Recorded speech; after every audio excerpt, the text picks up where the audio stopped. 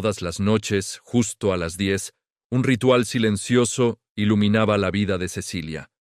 Desde su ventana, observaba cómo una luz tenue y amarillenta se encendía en el balcón del apartamento 4B, en el edificio de enfrente. Para Cecilia, esa luz se convirtió en mucho más que un simple foco.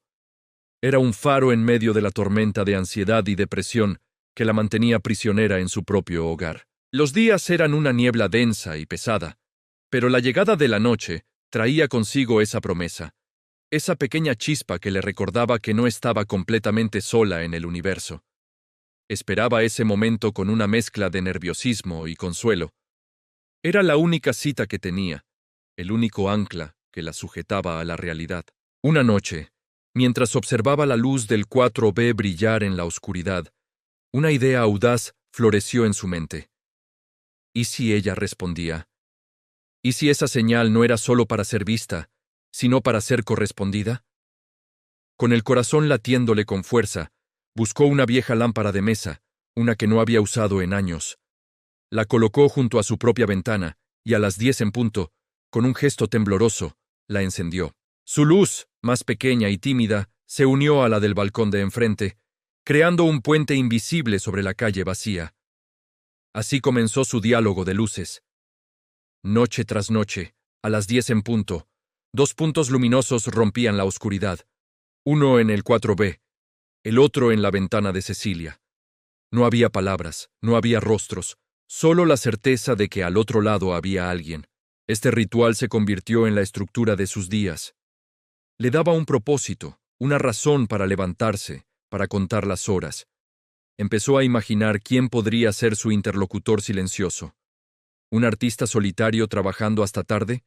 ¿Un lector empedernido que se perdía en sus libros bajo esa luz? ¿Alguien que, como ella, simplemente necesitaba una señal? Las semanas se convirtieron en meses, y el ritual se afianzó. Cecilia notó pequeños cambios en sí misma. La ansiedad no había desaparecido por completo, pero ahora tenía un contrapeso. La depresión seguía acechando, pero esa pequeña luz le daba fuerzas para luchar un día más. Empezó a cuidar un poco más su apartamento, a abrir las cortinas durante el día, a escuchar música. Todo giraba en torno a ese momento, a esa conexión anónima que había tejido con un completo desconocido a través de un simple interruptor. La luz del 4B no era solo una luz. Era esperanza, era compañía, era un secreto compartido entre dos almas en la inmensidad de la ciudad. Pero una noche, la rutina se rompió. Dieron las 10 y la ventana del 4B permaneció oscura. Cecilia esperó. 10:05. 10:15. Su propia lámpara brillaba sola. Una pregunta sin respuesta en la noche. Una punzada de pánico la recorrió. ¿Y si se había mudado? ¿Y si simplemente se había cansado del juego? La noche siguiente fue igual. Y la siguiente. El balcón del 4B estaba sumido en un silencio oscuro y profundo. El faro se había apagado, y la tormenta de Cecilia amenazaba con volver con más fuerza que nunca. El vacío que dejó esa pequeña luz era inmenso, mucho más grande de lo que jamás hubiera imaginado. La ausencia de la luz la obligó a enfrentarse a una verdad que había estado evitando. Esa conexión, por anónima que fuera, se había vuelto vital para ella. No podía simplemente dejarla ir. Después de una semana de oscuridad y una lucha interna que la dejó agotada, Cecilia tomó una decisión que meses atrás le habría parecido imposible. Se puso los zapatos, agarró sus llaves y salió de su apartamento. El aire frío de la noche la golpeó, pero no retrocedió. Cruzó la calle, ese abismo que la había separado del mundo durante tanto tiempo, y se paró frente al edificio de enfrente. Su corazón latía desbocado mientras entraba al portal y subía las escaleras hasta el 4.º piso. Se detuvo frente a la puerta del 4B. El miedo casi la paraliza, pero la imagen de la luz ausente la impulsó a seguir. Tocó el timbre. 1, 2 veces. El silencio fue la única respuesta. Justo cuando estaba a punto de darse por vencida, la puerta del apartamento de al lado se abrió. Una mujer mayor, de mirada amable, asomó la cabeza. Le preguntó si buscaba a alguien. Cecilia, con la voz entrecortada, balbuceó algo sobre la luz del balcón.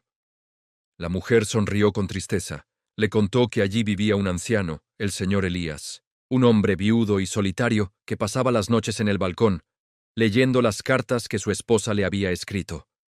La mujer continuó explicando que el señor Elías había sufrido una caída hacía una semana y que ahora estaba en el hospital, recuperándose. Cecilia sintió un nudo en la garganta. Entonces se dio cuenta. La luz no era una señal para el mundo, no era un faro de fortaleza, era la luz de un hombre que intentaba mantener vivo el recuerdo de su amor. Y en su soledad, había encontrado una respuesta inesperada en la luz de Cecilia. Lo que ella había interpretado como una señal de fortaleza era en realidad una señal de vulnerabilidad, un eco de su propia soledad. Al día siguiente, Cecilia hizo algo aún más valiente. Fue al hospital. Encontró la habitación del señor Elías y con el corazón en un puño, entró. Él la miró confundido desde la cama. Ella simplemente dijo: «Soy la luz de enfrente». Una chispa de reconocimiento brilló en los ojos del anciano. Por primera vez hablaron. Compartieron sus historias, sus soledades, el significado que esas luces habían tenido para cada uno. Descubrieron que, sin saberlo, se habían salvado mutuamente. Él le había dado a ella una razón para esperar el mañana, y ella le había hecho sentir a él que no estaba completamente solo en su duelo. Esa luz no era el final de su lucha, pero fue el principio de su recuperación. Fue la prueba de que incluso en la más profunda oscuridad, una pequeña luz puede marcar la diferencia. Y a veces, para encontrar esa luz, solo necesitamos el coraje de cruzar la calle. Si alguna vez sientes que estás en la oscuridad, recuerda esta historia. No estás solo. A veces, la ayuda y la conexión están más cerca de lo que crees, quizá justo al otro lado de la ventana. Busca ayuda.